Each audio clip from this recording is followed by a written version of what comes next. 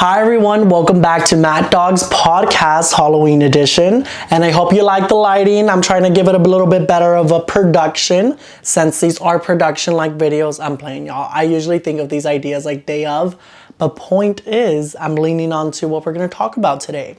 Today's topic, I'm going to be putting on my psychology slash therapist, I guess you could say, hat on, since I'm currently a master's student studying to be a rehab counselor. So pretty much to be a mental health therapist might be my focus right now. And that's going to be the focus of today's topics, in the sense that I'm going to be talking about how Mexican folklore like scares us, like those scary stories of like La Llorona, duendes, brujas, lechuzas. And I'm excited to take a little deep dive, and I'm going to talk about the Joker movie a little bit towards the end of the video. So stay tuned for that, for the end of the video. But I hope you enjoy this new intro that I made, trying to get y'all more intrigued into my Halloween podcast. But yeah, I hope you enjoy, and let's get started. let's get started. I'm sorry, y'all. It's been a long day. Enjoy. Like, subscribe, stick around for the ride with Matthew. I hope you liked the intro, but I wanted to start off with talking with La Llorona. Well, not talking with, I ain't doing no satanic ritual today, but I want to talk about La Llorona. Let's just get the facts straight, and I wrote down a little synopsis of like what the Llorona is. So the legend tells of a woman who is in a fit of despair, drowned her own children. Now she roams riversides, weeping for them. It's a tale that's terrified generations. But let's think about the psychology behind it. La Llorona represents profound grief and guilt. So, you know, just a Mexican, well, I don't know if she was Mexican, but the story started off Mexican. But they were just highlighting of how depressed she was. Because imagine just like, I mean, the story ties along. I mean, the story was sad that she drowned her kids. Some stories say they drowned by accident. It's kind of scary. I even get a little bit of goosebumps just talking about La Llorona. But La Llorona wasn't intentionally trying to kill her children, and she regretted it so much to the point that she literally lived next to the rivers. And I literally, myself, little personal story, in the ranch my grandpa has, we kind of grew up with kind of going almost every weekend, and doing so, there was like a river in his ranch, and it was scary because at night you would hear the coyotes, or I don't even know what they were, but they're like howling. You would hear the wind howling as well. And every single one of my cousins always said that they were always scared. Uh-oh, what is that? It's a Halloween little ring bell. I'm playing y'all. I put a Halloween doorbell in my house, but yeah. Point is, back to my story. I'm talking about how how La Llorona literally was tied into my childhood growing up, in the sense that they would always tell us like, ahí está La Llorona, because the arroyo, because that's what the river was called. The river runs across through the mountains, and she's probably there because that's where her children died. And I'm just like, oh no. But I think it was also like inflicted in us, in the sense that it was just more so trying to show that, like, I guess it was a way of Mexicans kind of putting down depression, in my view, in the sense that they're just trying to be like, oh, like, she's depressed because of her children. And I honestly feel like that shed the light away to depression, the definition itself, because I feel like depression now has, not me taking a whole deep turn, but I feel like Trump right now, y'all. Oh my God, I'm like literally talking about different stories. It all comes together, and I'm playing. But my point in bringing that up is saying how they emphasize her depression and how she started acting out, in the sense of just roaming through the rivers, and that's how she ended up, like, that's where her soul resides now, and that's why people say they see her. But that's kind of scary, in the sense that that's what they expect a woman to do. Well, not they, but like, you know, just like the machismo culture part of Mexico.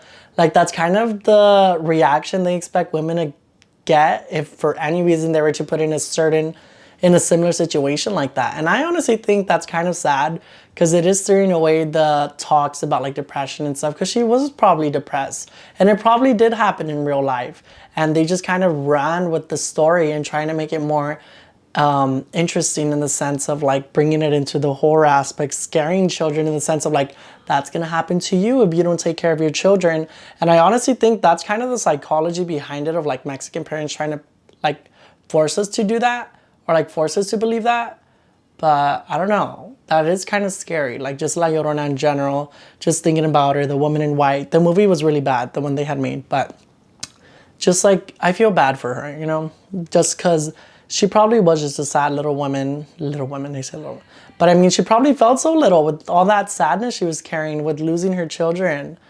And the folklore continues that she still roams the rivers and is seeking her children. And at this point, if I'm walking a river and maybe I'm tired or maybe I'm scared, I'm sure it's going to be my own mind acting against me, in the sense that I'm actually going to believe that I'm hearing stuff. And in reality, there's none of that. So it's just one of those things where it's like, it's all a mind thing, as long as you don't like kind of feed into those delusions, I guess you could say. I think you'll be fine. Like if you walk a normal river alone, you'll be fine. Just don't like bring that negative energy to yourself, because whether this is hocus pocus, whether this is real, it's still one of those things where our subconscious could manifest these things into real life, where there's probably nothing there. We're not hearing anything, but our mind is, because we're so fixated on like, oh my God, we're probably going to see this lady and I don't know what. And that's kind of scary, because like, I don't know, you're kind of stuck between those like, what are those called, people called, where like they don't believe in like spirits and stuff.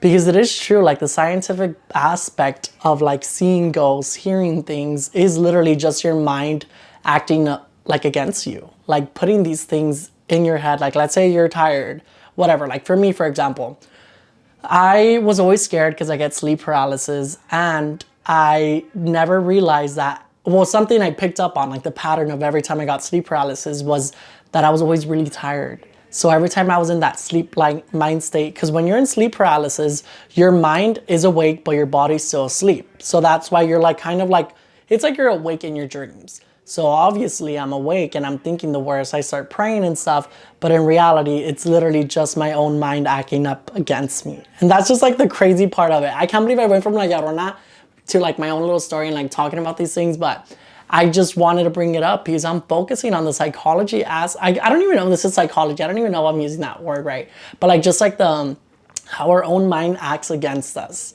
and that's just crazy. But next, y'all really thought I was done there. I'm gonna talk about El Cucuy.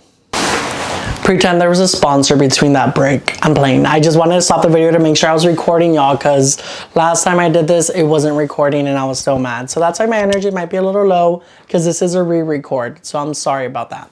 But now let's get into El Cucuy. I never actually grew up with that term. Like, I guess just more so like El Cucuy, like there's a ghost there, like don't be in the dark or whatever. I never really like knew the story behind it, in the sense of like they were talking about a real man.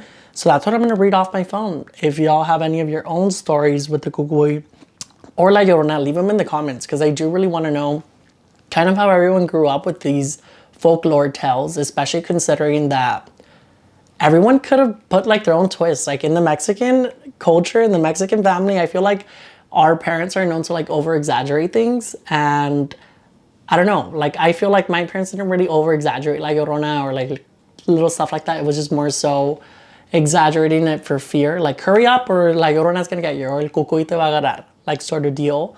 So yeah, let's read on El Cucuy. So the Mexican boogeyman is what it's called. And it says he's often depicted as a creature that kidnaps children misbehaving. And he's like perceived like a monster under the bed or lurking in dark closets. Remember closets, I need to talk about that. What's fascinating here is that Cucuy preys on a universal fear, the fear of the unknown. It's not really about the monster, but about that lurking, indescribable anxiety we feel when we're left in the dark, literally or metaphorically. So it's pretty much, I think, like a sort of thing that like manifests, like literally what I was saying, like your mind's acting up against you. And it's saying El Cucuy could become whatever you want, or not what you want, but like what you're scared of most. And that is crazy, because I don't know about y'all, but I don't mess with that stuff. But I wanted to talk about oh hell no. You see, my mind is acting up on me now. I literally saw something on top of me and it's my fan, you see? There's just little things like that that I mentioned, but let's like take a little deep dive on that. I mentioned that little summary mentioned monsters under the bed. That's also another fear we grow up with. And it's just like, why do we grow up with that? Like, why? I know I made this about like Mexican folklore, but I'm so diving into like the psychology aspect of it, of like everything. But like, why were we scared of something being under our bed? Like, obviously, there's probably nothing under our bed apart from bugs if you don't clean up. But I think growing up for myself, it's just one of those things where I was scared of the dark because I felt like a presence with me, which is what the boogeyman has said to like feel like you get that anxiety, you get that anxiousness where like you can't be in the dark alone. And that's kind of what's fixated with El Cucuy. And I honestly think that's still a manifestation of our mental. That's still a manifestation of like our subconscious trying to like put things in our head. And then also with the whole closet thing, there's like a whole little thing that I kind of believed, or it kind of became maybe like an OCD. You see, like little things we might fixate on.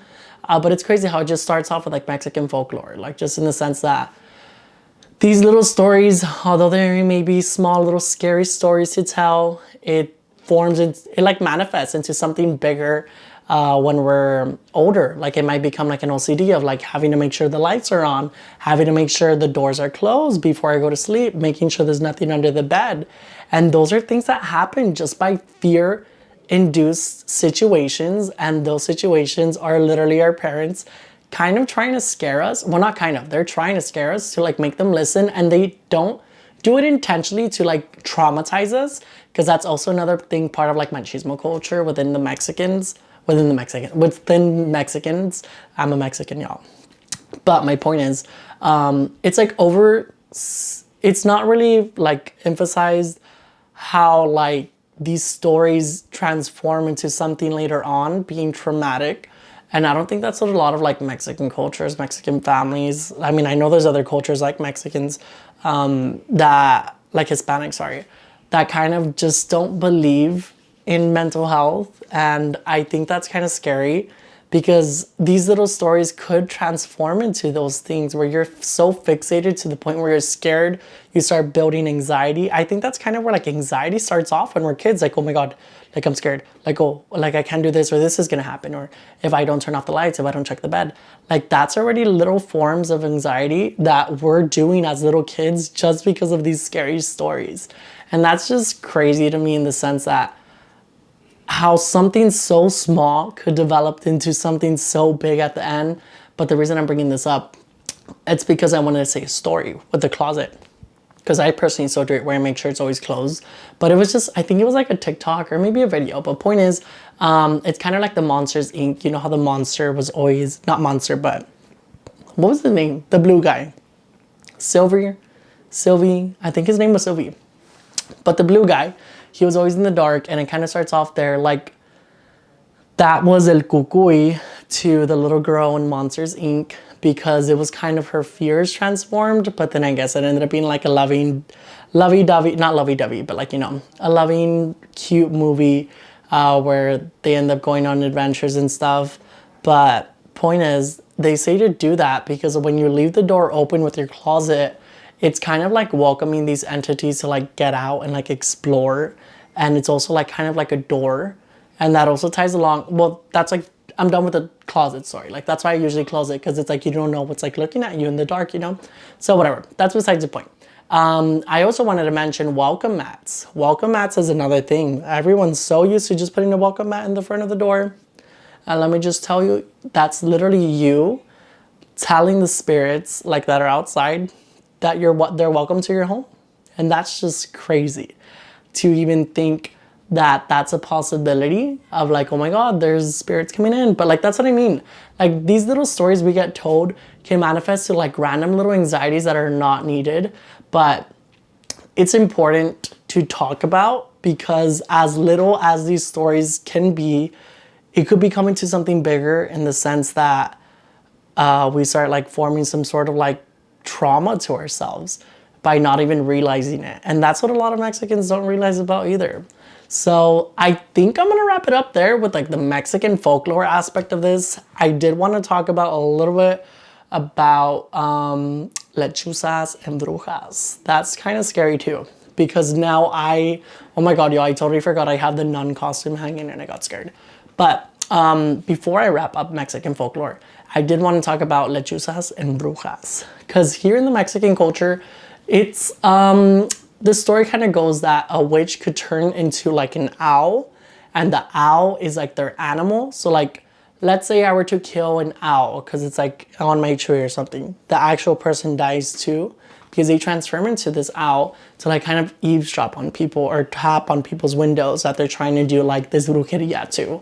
And that's kind of scary, because I personally don't see owls the same anymore, and they're probably just these innocent creatures. Well, not creatures, like animals, like these innocent animals that I don't even realize. But that is scary, because the reality of it is like, how low did we get within the Mexican culture to believe that literally there's a freaking person inside an animal?